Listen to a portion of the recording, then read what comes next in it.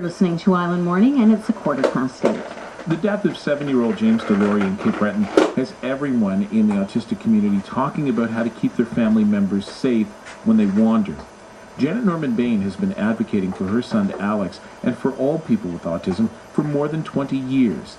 They both have been involved in training searchers and police in how to help people with autism. And yesterday, Kerry Campbell talked with Janet Norman-Bain. Tell us what you've been thinking and feeling over the last several days as this search in Cape Breton was going on. We've been following it for sure. I think probably almost every parent of an autistic child has gone through this scenario, if not just for minutes, for a longer period of time, whether they're children or whether they're adults. I lost Alex when he was in high school, about grade 11. On the coldest day of the year, he went for a ski out back here and took a wrong turn. And when I realized that he should have been home and wasn't, I figured I better get out there before I lost his trail. And luckily, Alex, like a lot of autistic kids, have a built-in GPS system and sort of know where they're at and can find themselves when they are lost. He found himself way over in the Glasgow Road, and from there knew where he was and knew how to get home. Took him a while to get home. Alex wasn't all fizzed by it, but the rest of us sure were. Now, I mean, any parent is obviously going to be concerned if their child gets lost, especially in cold weather like that. But I mean, is there anything that makes it different when your child is autistic?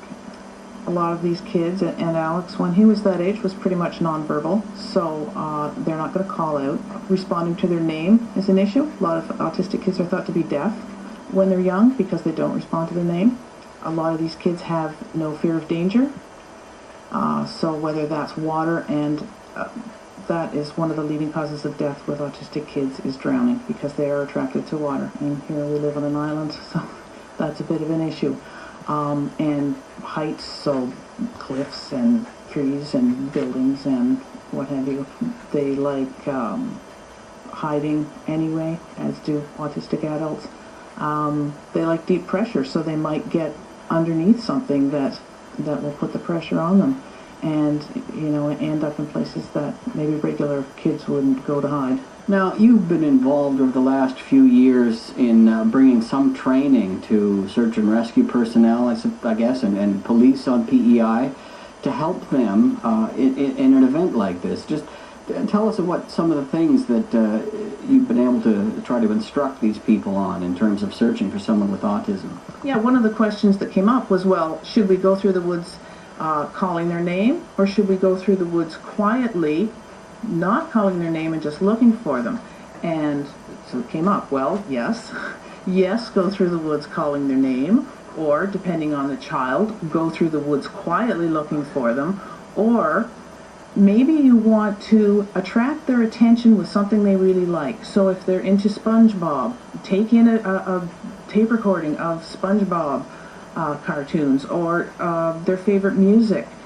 Play something that's going to get their attention, that's going to draw them out to you easier. These techniques ever had to been used on PEI that you're aware of? Not that I am aware of. I don't know that search and rescue have ever been called in. I'm sure that 911 has likely been called when kids have gone wandering. Wandering with autistics is as common as wandering with Alzheimer's, and there's a lot of parallels there. So as far as working with first responders and law enforcement, a lot of the training that they receive on Alzheimer's can be applied to the autism situations. What about, I don't know if I know you were following the situation in Cape Breton really closely. Were you aware of what methods they were using? I know that they had another mother of an autistic child in there.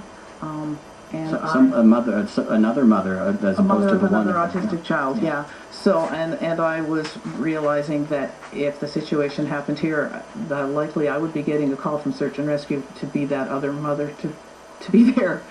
And I did hear them talking about bells and things. So I'm thinking that those kind of techniques of what it was that might attract that child's attention were being used.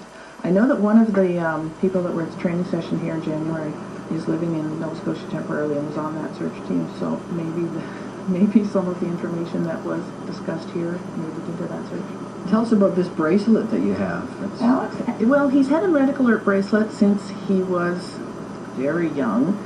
He now wears a road ID bracelet, which there's a lot, you can put a lot more on here and word it the way you want. So his says, Alex Bain, I'm autistic, atypical communication. If necessary, try written words instead of speech. And it has my cell phone number on it and our civic number on it. He wears this when he's running. Autistic kids who wander are known as runners. Well, Alex was a runner. Alex has now grown into a distance runner. And so when he's running or training, he wears this. Anytime that he's out that he may end up away from us, he's got it on. Are you going to be involved, or will there be any more training on PEI for first responders, or maybe this needs to be taken elsewhere? I don't know. I would like to hope so, and ongoing. We have now bought about a dozen of these DVDs, and the Search and Rescue will have one now, so they can show that anytime they want. And if they're in a situation where they have to do a search, they can bring themselves and anybody else up to speed. You know, right away they'll have that video on hand. We're going to get it into the hands too of Island EMS and the emergency rooms and whoever until the videos run out. We got about a dozen here that we bought. Thanks a lot for your time. Thank you. That was Carrie Campbell talking with Janet Norman-Bain, and a big shout out to Janet and her son Alex. Alex is very well known in the running community on PEI, and Janet and Alex do an awesome job of documenting pretty much every road race, every kind of running event, and posting those photographs apart from everything else they do in raising awareness around autism. I got to cancel